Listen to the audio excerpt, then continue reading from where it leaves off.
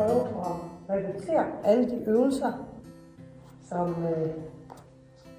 Holly her har lært inden for de sidste 10-12 dage. Hun er helt gal for tiden, derfor står alle valakkerne ude og skriger efter hende.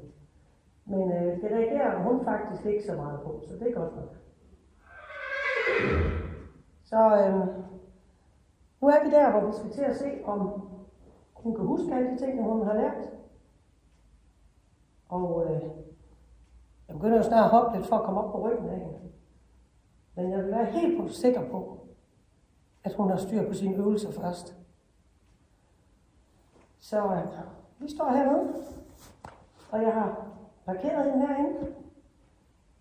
Og en af de første øvelser, det er, at hun skal blive stående, selvom jeg går væk fra hende.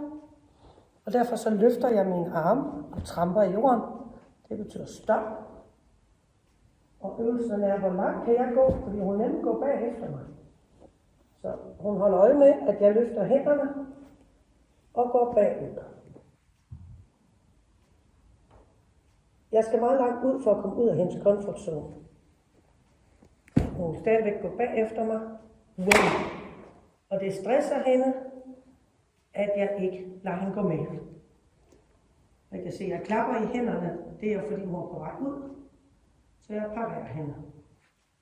Nu holder jeg øje med hende, går jeg rundt, og hun sandsynligvis drejer med mig rundt. Fordi hun er utryg ved, at jeg forsvinder især op bag ved hende. Jeg prøver at sige til hende, hun ikke. Jeg er ikke sikker, hun lytter efter. Og så må jeg gå endnu længere væk fra hende. Ja, hun kigger lidt. Hun synes, det er lidt grænseoverskridende, at jeg render rundt. Især her bag ved hende, det bryder hun sig ikke om. Og jeg siger til hende, du skal stå stille. Wow. Hun vil gerne have, så hun kan kigge på mig. Men ellers okay. Lidt urolig stadigvæk, men okay.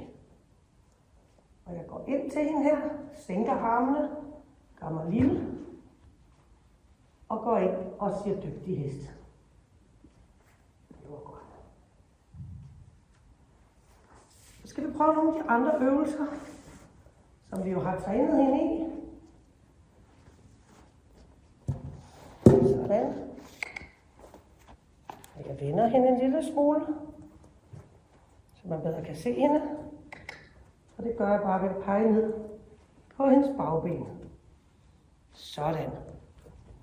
Når hesten står stille, nu kan jeg godt begynde at forlange lidt mere af hende, så vil jeg gerne, at de står parallelt på alle 4 ben, og har vægten lige meget på alle 4 ben. Og det skal de sådan lige vende sig til. Det er vist en western ting. Vi arbejdede i starten meget med, at jeg kunne gå hen til hende og få hende til at sænke halsen. Det var hun utryg ved. Men efterhånden har hun fundet ud af, at det er ikke helt så farligt. Så nu følger hendes hoved pænt med ned. Og hun holder øje med mig. Sådan. Får hende til at slappe godt af her. Sådan. Hun er ikke fuldstændig rolig. Det skal man ikke regne med den hest her. Men bare det, at hun samarbejder. Jeg stikker armene i hendes grin. Bare lader dem hænge sådan med fuld vægt og holder det helt stille. Og venter på, at hun ånder ud.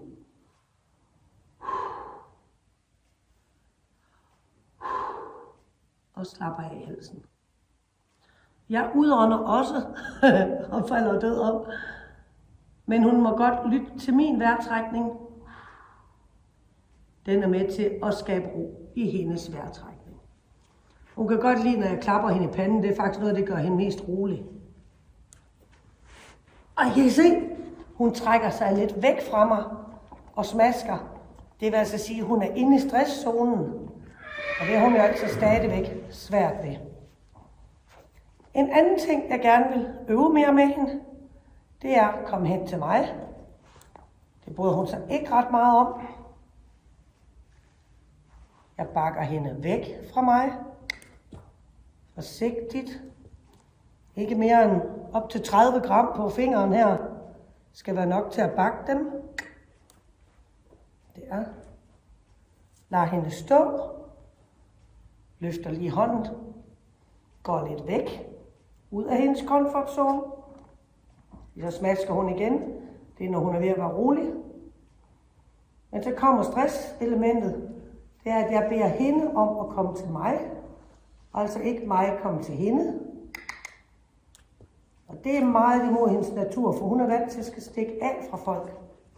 Så det her med at gå hen til en, det synes hun er virkelig uhyggeligt. Men vi øver på det. Sådan. Så øver jeg stadigvæk. Wow, beder hende om at stå stille. Så øver jeg stadigvæk klappe-lappeturene. Man kan se, at hun stiller hovedet lidt væk. Hun ved godt, at det er det, jeg gør. Og hun er ved at vende sig til det. Og der er gode deller at klappe på. Og vi kan klappe hele vejen rundt. Og det er også den måde, jeg får fat på hende ude i folden. Hun bryder sig ikke om at blive fanget stadigvæk.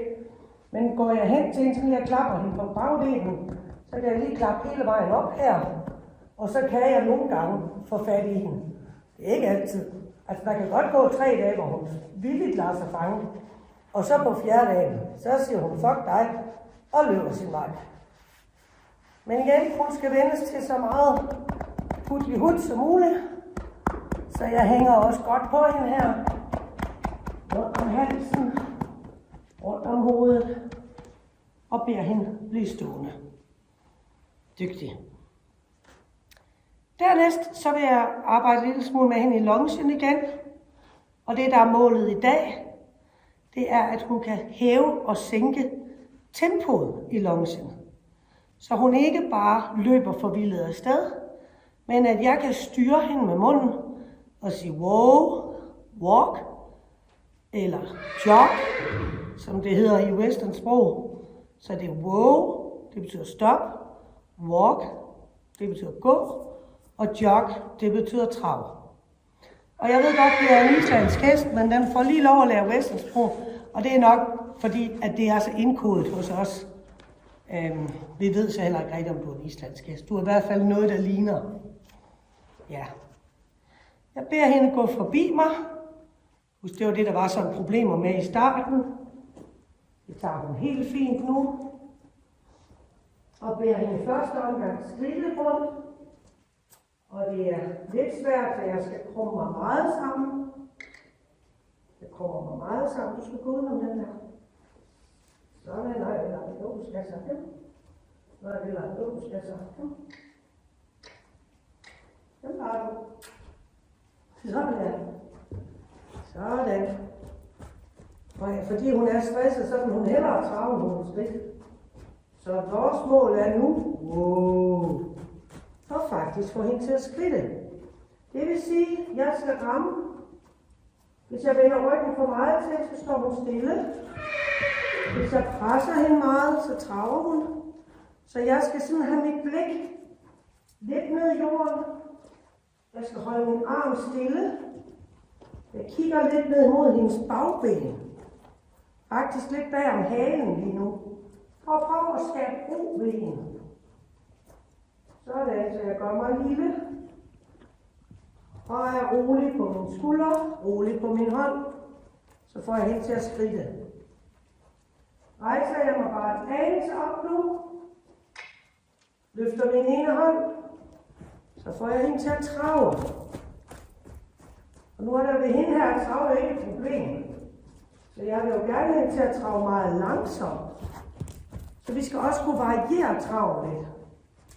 Så nu skal jeg hen til at prøve sådan at virkelig blive langsom i sin trav. Men uden at gå i skridt, der har vi lidt af det. Også få hende til at slappe af i traven. Slapper hun så meget, at hun går kigge i skridt. Det er jeg. Og det er meget stressende for hende at skal slappe af i traven. Ja. Prøv den anden vej. Så walk. Ja, hun kan aldrig rigtig roligt være. Walk. Sådan. Walk. Ja. Så får jeg hende til at slappe så meget af, som det overhovedet kan lade sig gøre. Så løfter jeg min hånd lidt og siger trav, jog. Og det er jo ingen problemer for hende til at drøne rundt i traven. Kun snart få hende til at gå afbalanceret og rimelig langsomt, uden at hun trækker i tøjlen. Går jeg lige ud her, for jeg vil så se, at jeg vil godt have dig til at gå ind og rumle i stedet for mig. Så jeg skal lige flytte mig så langt, så du kan komme til det. Ja, det var godt. Og det kræver lidt energi at komme hen over det her bunke. Så jeg må løfte min arm lidt, så jeg får lidt mere trav i hende. Herom går jeg så på at få lidt mindre trav. Ja. Og så snyder hun min runde. Og der kommer jeg lige til at stoppe hende lidt for meget. Så herovre hun skal have fart på, løfter jeg hånden lidt. Sådan ja. Og sænker den ned, hvor traven skal være langsommere. Og så hun kigger hele tiden. Sådan. Og det er jo en opgave, som man kommer til at arbejde med i månedsvis. Så laver vi en lille øvelse herinde i firkanten. Jeg beder hende at gå om at gå herind. Ja, med alle 4 ben.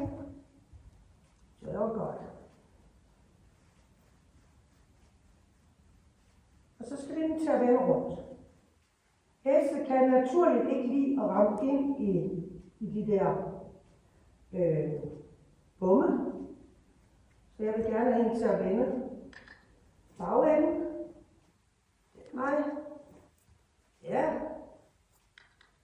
Og egentlig skal jeg også være herinde, men det er der ikke rigtig plads til lige nu. Sådan ja. Og vi tager bare lige så stille rundt.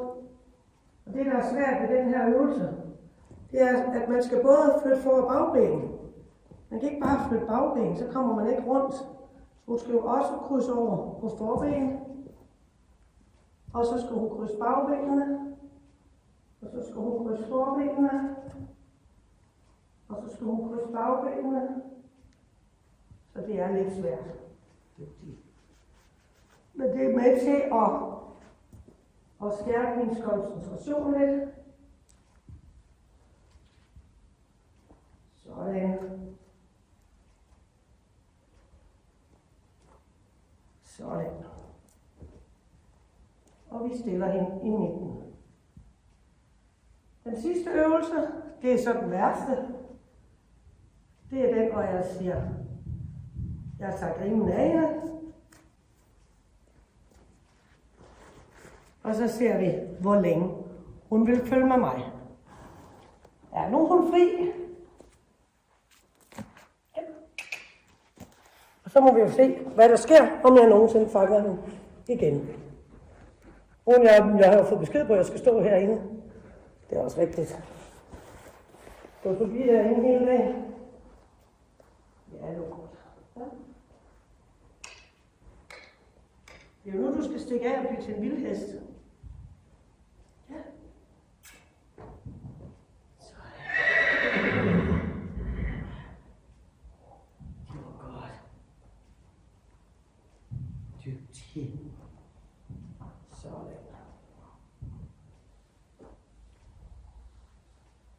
Dygtig lille hest. Og nu har hun alle chancer for at stikke af. Det var sådan en repetition af alle de øvelser, som jeg har trænet med hende den sidste 14 dage. Og I kan se, nu er hun nogenlunde komfortabel med øvelserne. Og selvfølgelig skal vi træne mange flere. Men nu vil jeg nok begynde lige så stille at lægge skoletøj uden på rebgrimen. Så stadigvæk er rebgrimen under. Og så skal jeg jo have fundet en hjælper. Enten til at holde hesten, eller til at sidde på hesten. Når jeg så kommer op på hesten, ja, så vil jeg lave nøjagtigt de samme øvelser igen. Mest stå stille i starten og klappe øvelsen, indtil hun vender sig til. Især min jagt, den har den her larme noget. Og så må vi se, hvordan det sker, men det kommer jo nok på film. Så det var dagens repetition. Ikke også?